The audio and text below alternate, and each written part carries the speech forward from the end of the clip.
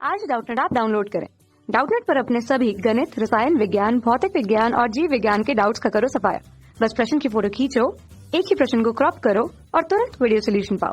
अभी डाउनलोड करें। प्रश्न है, पृथ्वी के चारों ओर वृत्तीय कक्षा में स्थापित उपग्रह का जो आवर्तकाल है उसके बारे में हमें यहाँ पर चार विकल्प दिए गए हैं। पहला विकल्प है उपग्रह के द्रव्यमान पर निर्भर नहीं कर सकता। दूसरा विकल्प है कक्षा की त्रिज्या पर निर्भर नहीं करता है। तीसरा विकल्प है उपग्रह के द्रव्यमान तथा कक्षा की त्रिज्या पर निर्भर करता है। और चौथा विकल्प है न तो उपग्रह के द्रव्यमान पर ही न ही कक्षा की त्रिज्या पर निर्भर करता है। तो देखते हैं यहाँ पर कौन सा विकल्प सही होगा। तो सबसे पहले देखते हैं कि यहाँ पे स्थिति क्या है। तो मान लिया ये एक ग्रह है जिसकी जो त्रिज्या है वो r है और इससे यहाँ पे मान लिया स्मॉल r दूरी पर इसके केंद्र से, जो ग्रह है उसके केंद्र से स्मॉल r दूरी पर एक उपग्रह जो है इस ग्रह की परिक्रमा कर रहा है। तो इसका जो आवर्तकाल होगा, तो आवर्तकाल को अगर हम t से लिखें तो हमें t के बारे में यहाँ पर चार विकल्प दिए गए हैं। तो हमें पता करना है यहाँ पर कौन सा विकल्प सही होगा। तो सबसे पहले हम क्या करते हैं, जो t का सूत्र है उसको स्थापित करते हैं। तो किसी भी वृत्ताकार पथ पर गति करते हुए किसी उपग्रह का जो चाल होती है, वृत्तीय चाल जिसको हम बोलते हैं, वृत्तीय गति होती है। वृत्तीय गति अगर उसको हम v से लिखें, वृत्तीय चाल v से लिखें, तो इसका जो सूत्र होता है वो होता है √gm/r के बराबर, जहाँ पर जो r होती है वो ग्रह के केंद्र से जो उपग्रह है वहां तक की जो दूरी होती है वो होती है। तो यहाँ पर जो वृत्तीय चाल है उसका मान आ गया gm/r। और जो आवर्तकाल होता है वो उसका परिभाषा क्या होता है, आवर्तकाल की परिभाषा यह होती है कि एक चक्कर लगाने में जो लगा समय होता है उसको हम आवर्तकाल बोलते हैं। तो यहाँ पर एक चक्कर लगाने में जो समय लगा उसका मान यहाँ पर हमने t रखा है और t का मान पता करना है। तो चूंकि यह एक वृत्त है और एक चक्कर लगाने में वृत्त में जो चली गई कुल दूरी होगी वो कितनी होगी, अगर दूरी को s से लिखें तो इसकी परिधि के बराबर होगी। और वृत्त की परिधि कितनी होती है, ये होती है 2π इंटू त्रिज्या। और त्रिज्या कितनी है, ये स्मॉल r के बराबर है, तो s का मान होगा 2πr।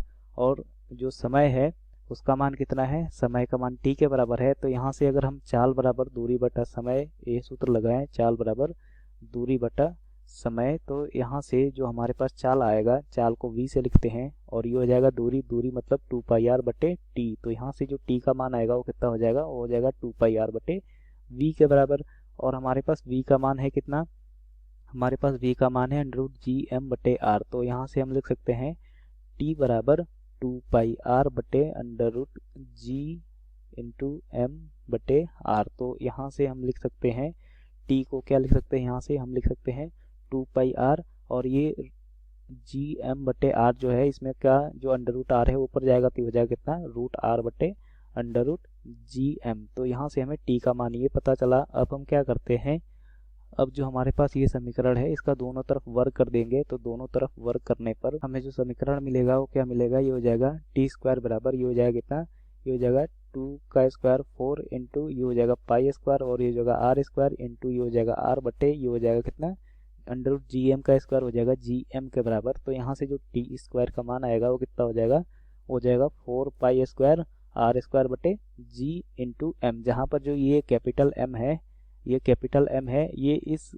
जो ग्रह है उसका द्रव्यमान है। तो यहाँ पर जो कैपिटल M है ये ग्रह का द्रव्यमान है और यहाँ पर जो सैटेलाइट है, यहाँ पर जो उपग्रह है उसका द्रव्यमान हम स्मॉल m मान लेते हैं।